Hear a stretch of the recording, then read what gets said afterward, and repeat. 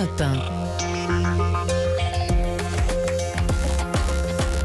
L'heure des experts sur Europe 1, Nicolas Bouzou pour l'économie dans un instant. Bonjour Nicolas. Bonjour Dimitri. Vous nous parlerez des bons chiffres de l'emploi. La question c'est pour encore combien de temps, compte tenu du relèvement des taux prévu par la Banque Centrale Européenne. Ça a un lien, on voit ça dans un instant. Mais d'abord, Vincent Hervouette, l'Afrique du Sud vacille cette semaine, emportée par des scandales de corruption. Oui, il y a encore plus corrompu qu'un politicien ukrainien, c'est un politicien sud-africain.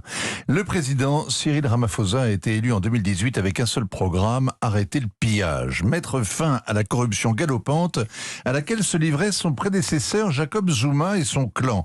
Ramaphosa avait un bon argument pour être pris au sérieux. Il est riche, il est très riche, assez pour ne pas avoir besoin de piquer dans la caisse. L'ancien syndicaliste s'est reconverti dans les affaires à la fin de l'apartheid. Il a fait merveille dans l'élevage, d'où son surnom, le buffle.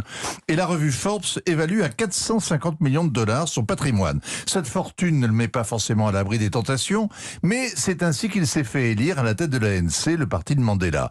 Depuis 4 ans, la lutte contre la corruption est restée un mot d'ordre.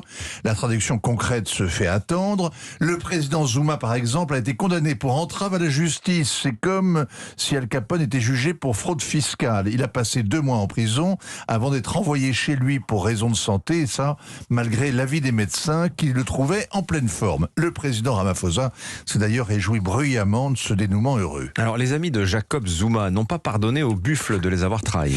La semaine dernière, un ancien maître espion, devenu maître chanteur, ce qu'on appelle désormais un lanceur d'alerte, a révélé que Cyril Ramaphosa avait été cambriolé. On lui aurait volé 4 millions de dollars. Ils étaient cachés dans un meuble dans une de ses fermes au nord du pays, en liquide et en devises. Non seulement le président n'a pas porté plainte, mais quand le chef de la sécurité présidentielle a retrouvé les cambrioleurs, à défaut de retrouver le magot, il leur aurait versé 1 000 € à chacun pour qu'ils se taisent. 1 000 €, c'est 1 an et demi de salaire, du salaire moyen des Sud-Africains quand ils ont un salaire. La présidence a du mal à expliquer d'où venaient les millions et encore plus à justifier son silence. Et depuis 1 semaine, le buffle se débat en vain. Alors, cette affaire rocambolesque est balayée par un autre feuilleton.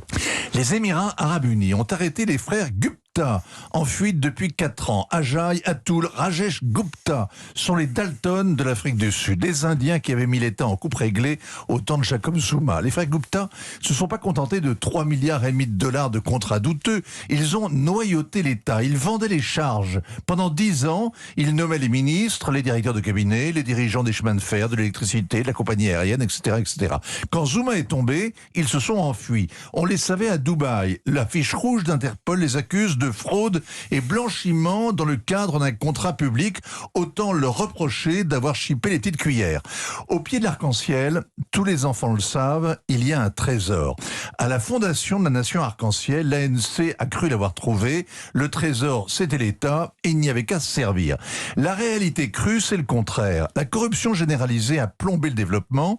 1/3 des actifs au chômage, des coupures de courant quotidiennes, la violence omniprésente, le pays a décroché. Dans les années 60, l'Afrique du Sud était au niveau de la Corée du Sud. Désormais, elle se classe derrière l'Égypte et le pillage a de quoi dissuader les investisseurs étrangers. Le seul mérite du politicien sud-africain par rapport au politicien ukrainien, c'est qu'au moins, lui a su éviter la guerre civile. Signature Vincent Hervouette. Merci beaucoup.